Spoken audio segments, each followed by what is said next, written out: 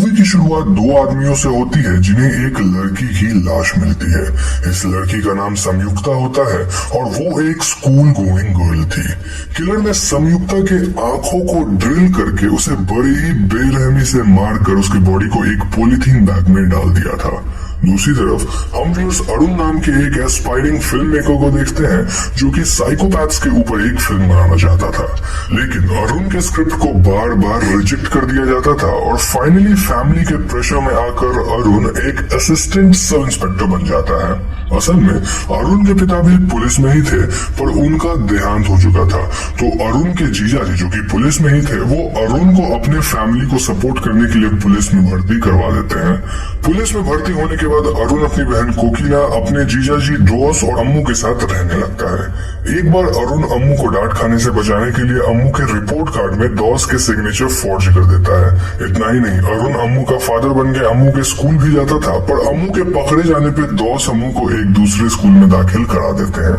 इसी बीच अमुदा नाम के एक स्कूल गर्ल को कोई किडनैप कर लेता है और उसके पेरेंट्स को उनके कुत्ते के गले में एक गिफ्ट बॉक्स बंधा मिलता है। इस गिफ्ट बॉक्स के अंदर एक डॉल का सर था और इस डॉल के चेहरे के ऊपर कई निशान बने हुए थे। इतना ही नहीं, उस डॉल के बाल को निकाल दिया गया था, उसकी आंखें निकाल दी गई थी और उसके मुंह को भी डिस्टॉर्ट किया गया था। अरुण जब इस डॉल के सर को देखता है तो उसे संयुक्ता के केस की याद आती है, क्योंकि एक तो अमुदा भी संयुक्ता की तरह स्कूल गोइंग लड़की थी जिसे किडनैप कर लिया गया था, और इसके अलावा उस डॉल के सर पे जैसे मार्क्स बने थे ठीक वैसे ही मार्क्स संयुक्ता के डेड बॉडी के फेस पे मिले थे। संयुक्ता की आंखें भी उस डॉल की आंखों की तरह निकाल दी गई थी, उसके टीथ को भी तोड़ दिया गया था और दोनों के सर के बालों को भी अपरूट किया गया था। अरुण इन बातों को एसीपी लक्ष्मी के साथ शेयर करता है और वो कहता है कि कोई साइको किलर स्कूल की लड़कियों को किडनैप करके मार रहा है, पर लक्ष्मी अरुण के थियरीज को सीरियसली नहीं लेती। अरुण संयुक्ता के हॉस्टल जाकर कुछ इन्वेस्टिगेशंस करता है और उसे पता चलता है कि संयुक्ता के किडनैप होने के बाद कोई उसके नाम पर एक गिफ्ट छोड़ गया था जिसमें एक म्यूटिलेटेड डॉल का सर था। इसी दौरान पुलिस को खबर मिलती है कि अमुदा की लाश मिली है और अमुदा के बॉडी पर भी वैसे ही मार्क्स मिलते हैं जैसे डॉल के सर पर और संयुक्ता की बॉडी पर पाए गए थे। जब ऑटोप्सी का रिपोर्ट आता है तो डॉक्टर नंदन अरुण के थ्योरी को सपोर्ट करते हैं और वो कहते हैं कि ये काम किसी साइको किलर का है जो कि स्कूल की लड़कियों को टारगेट कर रहा है। अरुण सजेस्ट करता है कि अमुदा की लाश को पब्लिक से दूर रखा जाए ताकि किलर को पब्लिक अटेंशन ना मिले। पहले तो पुलिस वाले अरुण की बातों से सहमत नहीं होते क्योंकि ये पुलिस प्रोसीजर के खिलाफ थी, पर बाद में वो इस प्लान को फॉलो करने के लिए राजी हो जाते हैं। अरुण का मानना था कि अगर किलर को पब्लिक अटेंशन नहीं मिलेगा तो वो अपने स्टेबल माइंड को खो देगा और लोगों का अटेंशन पाने के लिए वो कोई ना कोई गलती जरूर करेगा। अब पुलिस वाले अमुदा की लाश को डॉक्टर नंदन के एक सीक्रेट फैसिलिटी में रख देते हैं और वो केस को इन्वेस्टिगेट करने लगते हैं।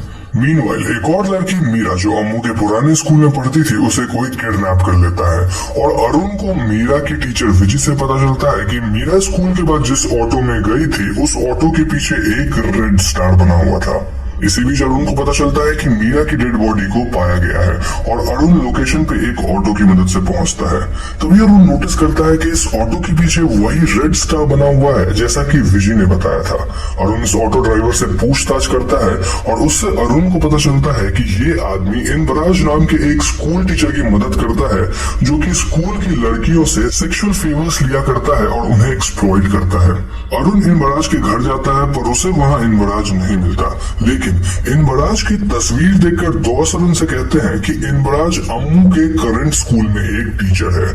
अरुण अम्मू के स्कूल जाता है जहां अम्मू की एक क्लासमेट अरुण को इनबराज तक लेकर जाती है और अरुण देखता है कि इनबराज क्लासरूम में अम्मू को एक्सप्लॉइट करने वाला था क्योंकि अम्मू के एग्जाम में कम मार्क्स आए थे। अरुण इनबराज को काफी मारता है और इनबराज को क्वेश्चन करने पे उसे पता चलता है कि इनबराज लड़कियों को एक्सप्लॉइट तो करता है पर उसने मीरा को या फिर किसी को भी नहीं मारा। इनबराज बताता है कि उस ऑटो वाले की मदद से उसने मीरा को अपने घर तो बुलाया था पर मीरा वहां से भाग गई, जिसके ठीक बाद मीरा एकदम से गायब हो गई थी। इनबराज को अपने घर के बाहर एक गिफ्ट का बॉक्स मिला था जैसे कि अमुदा के पेरेंट्स को मिला था। इनबराज की बातों से अरुण सोच में पड़ जाता है और इसी बीच इनबराज खुद को बचाने के चक्कर में एक पुलिस वाले को हॉस्टेज रखकर पुलिस की हिरासत से भागने की कोशिश करता है, लेकिन अरुण इनबराज को लिफ्ट में पकड़ लेता है और सेल्फ डिफेंस में वो इनबराज को शूट कर देता है। इसी बीच अम्मू को कोई उसके बर्थडे पार्टी से किडनैप कर लेता है और उसके घर के बाहर भी एक गिफ्ट बॉक्स मिलता है। अब बहुत ढूंढने पर भी अरुण और दोस्त को अम्मू का खोया था पता नहीं मिलता, लेकिन कुछ दिन बाद अरुण को अम्मू की म्यूटिलेटेड बॉडी डॉस के कार के ट्रंक में मिलती है और इसी दौरान अरुण को भी सस्पेंड कर दिया जाता है क्योंकि अरुण ने बिना पुलिस प्रोसीजर फॉलो किए इन बराज को शूट कर दिया था।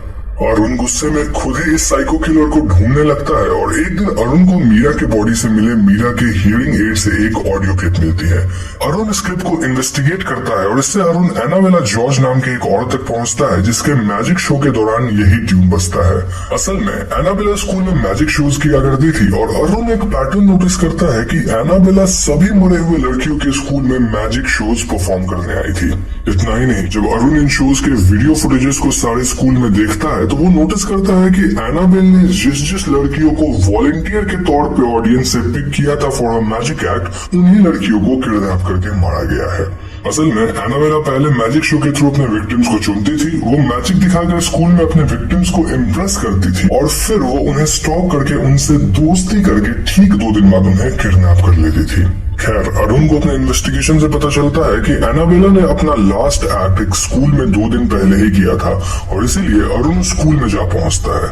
वहां अरुण को शो के रिकॉर्डिंग से पता चलता है कि एनाबेला ने संजना नाम की एक लड़की को वॉलंटियर के तौर पर चुना था।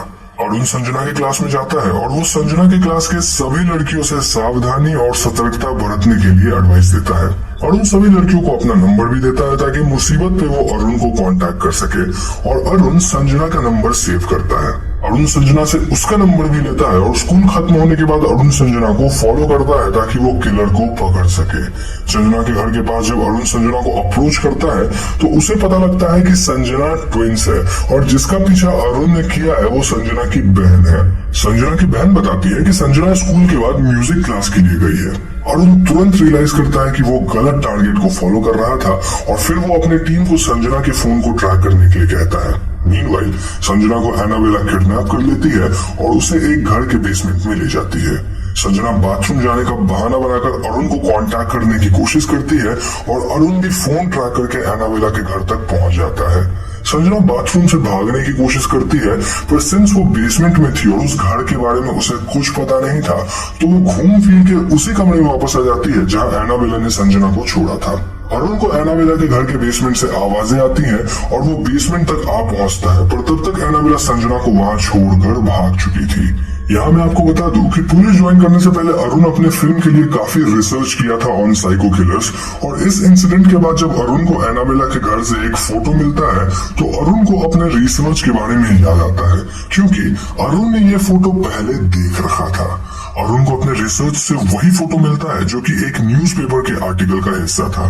असल में ये न्यूज एक मर्डर के बारे में था जो कि काफी साल पहले हुआ था और अरुण उस केस को हैंडल करने वाले इन्वेस्टिगेशन ऑफिसर के पास जाता है जो अब रिटायर हो चुके थे। इस इन्वेस्टिगेटिंग ऑफिसर का नाम राजामणिकम था और उनसे अरुण को पता चलता है कि एनाबेला का असली नाम मेरी फर्नांडिस था जो अपने हस्बैंड के डेथ के बाद मैजिक किया करती थी। मेरी का एक क्रिस्टोफर नाम का बेटा भी था जिसे प्रोजेरिया था और इसी कारण क्रिस्टोफर को स्कूल में कोई एक्सेप्ट नहीं करते थे। लेकिन सोफी नाम की एक लड़की क्रिस्टोफर से दोस्ती करती है पर इसके बाद क्रिस्टोफर के मन में सोफी के लिए फीलिंग्स डेवलप होने लगती है।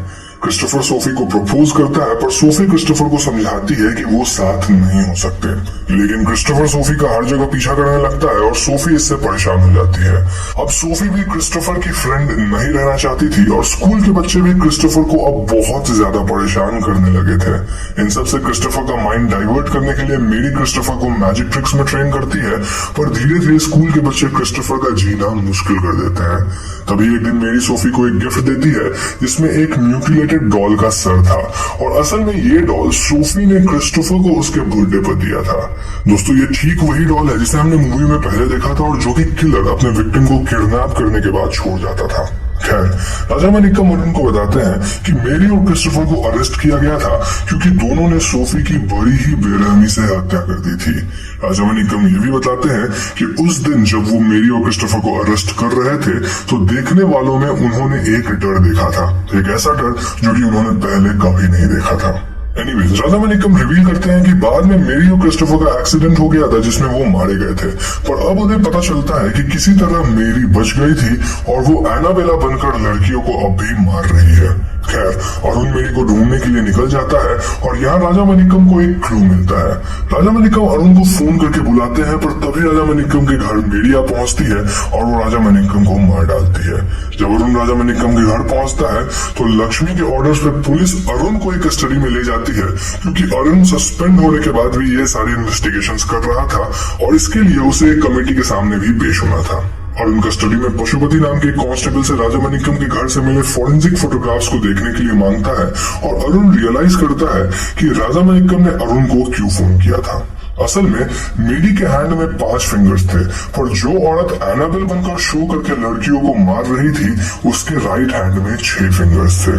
इतना ही नहीं, अरुण एनाबेला के घर से मिले फोटोग्राफ में देखता है कि क्रिस्टोफर के हाथ में 6 फिंगर्स थे, जिससे उसे पता चलता है कि एनाबेला मेरी नहीं बल्कि क्रिस्टोफर है जो भेस बदलकर लड़कियों को मार रहा है। जी हाँ दोस्तों, यहाँ हम भी उस फ्लैशबैक में देखते हैं कि मेरी ने सोफी को वो गिफ्ट बॉक्स दिया था जिसमें डॉल का सर था, पर असल में सोफी को क्रिस्टोफर ने मारा था और अरेस्ट होते समय लोगों में अपना खौफ देखकर क्रिस्टोफर को सेटिस्फैक्शन मिल रहा था, क्योंकि अब तक लोग उसे परेशान करते आ रहे थे। अरुण लक्ष्मी को क्रिस्टोफर के सच के बारे में बताने की कोशिश करता है, पर लक्ष्मी अरुण की बातों को अनसुना कर देती है। तभी अरुण को विजी का फोन आता है, जो ये बताती है कि कोई बूढ़ा आदमी उनके घर पे आया था जो विजी पे अटैक करने की कोशिश कर रहा था। विजी किसी तरह खुद को बचा लेती है, पर वो बूढ़ा आदमी जो कि क्रिस्टोफर था वो विजी के नीस कायल को ले जाता है। अरुण कायल को बचाने के लिए पुलिस स्टेशन से जाना चाहता है, पर लक्ष्मी अरुण को अलाउ नहीं करती। तभी पशुपति लक्ष्मी को हथकड़ी से बांध देता है और वो अरुण को पुलिस स्टेशन से भागने में हेल्प करता है। अरुण अपने कुछ साथियों को खबर करता है कि एनाबेला मेरी नहीं बल्कि क्रिस्टोफर है, तो उन्हें एक बूढ़े आदमी को ट्रैक करना है, ना कि औरत को। इसी बीच वेंकट नाम के एक पुलिस वाले को क्रिस्टोफर मिलता है जिसके राइट हैंड में 6 फिंगर्स थे। वेंकट क्रिस्टोफर को पकड़ने की कोशिश करता है, क्योंकि चेक करने पे वेंकट को क्रिस्टोफर के वैन में कायल बेहोश मिलती है, पर क्रिस्टोफर वेंकट को ट्रिक करके मार देता है।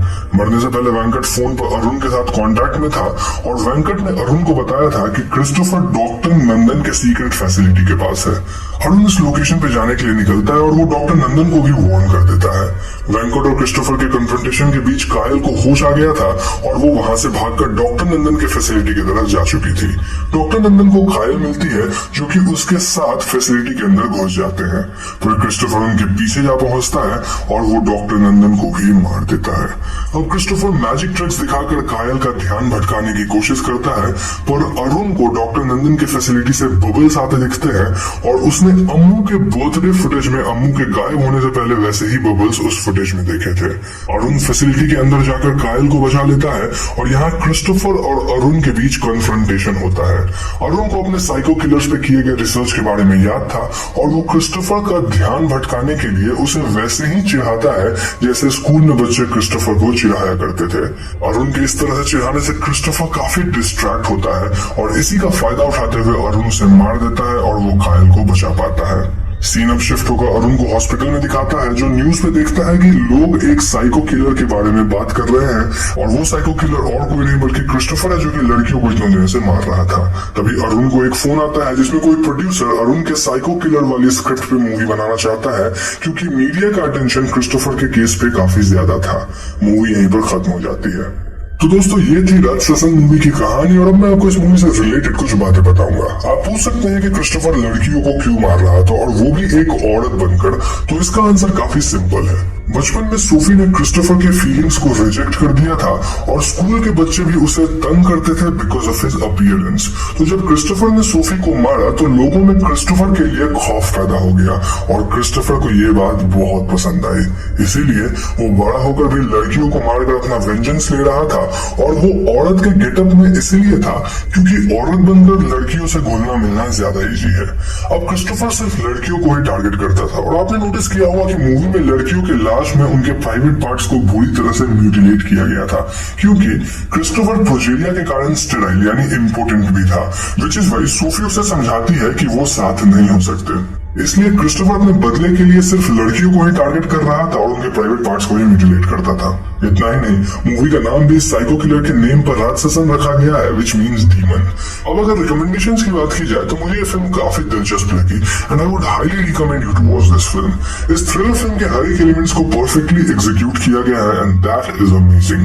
फिल्म में कोई फालतू जंप स्केयर्स नहीं है, कोई लव स्टोरी नहीं, कोई फालतू सॉन्ग्स नहीं, फिर भी ये फिल्म आपको पहले सेकंड से एकदम बांध कर रखती है। ये फिल्म अपनी हाई रेटिंग्स डिजर्व करती है एंड आई होप कि हमें इंडिया में और भी ऐसी फिल्में देखने को मिले। मेरे मन में एक छोटी सी बात है जिसे मैं आप सभी के साथ शेयर करना चाहूंगा। मुझे इस मूवी में प्रोजेरिया से सफर करते एक लड़के को जिस तरह से पोर्ट्रे किया गया है वो काफी डार्क लगा। प्रोजेरिया के सिम्टम्स में वायलेंट बिहेवियर का कोई जिक्र नहीं है और हम जानते हैं कि सोसाइटी में प्रोजेरिया से सफर करते बच्चों को कैसे ट्रीट किया जाता है। ऐसे लोगों को वैसे ही अजीब या फ्रीक या एबनॉर्मल माना जाता है और मूवी में ऐसे एक किरदार को विलेन बनाने से आम आदमी के मन में डिफरेंट नोशंस बन सकते हैं। नो ये सिर्फ एक फिल्म है तो इट्स ओके, बट फिल्म के थ्रू कई लोग चीजों को लेकर अवेयर होते हैं। सो आई वुड से कि आप भी इसे बस एक फिल्म की तरह ही देखें और प्रोजेरिया से पीड़ित लोगों के प्रति अच्छे से पेश आए। रही बात फिल्म की तो वो मैं क्लियर कर ही चुका हूँ।